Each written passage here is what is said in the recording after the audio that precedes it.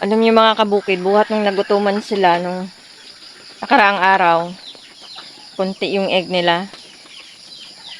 Nagtatampo talaga sila sa atin. Kaya bilang aral natin, talagang hindi pagugutuman yung mga itik kasi ganito. Nakakalungkot lang kasi ganito nga.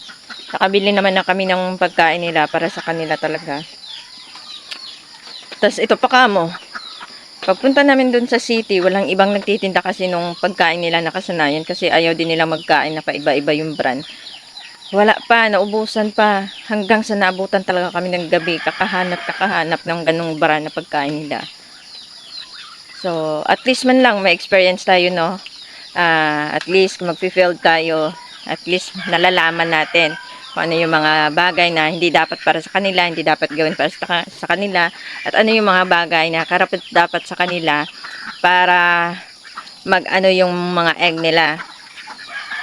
Yan. So, okay lang din. Tuloy-tuloy pa rin natin ito mga kabukid. So, para sa ating mga pangarap, tutuloy pa rin natin kahit failed tayo ngayon. So, yun lamang mga kabukid, no? And, bye-bye po. God bless. Yun na yung mga itik ko, oh. Asan na yun pala? Ayun, nasa dulo. Ayan. Yun sila.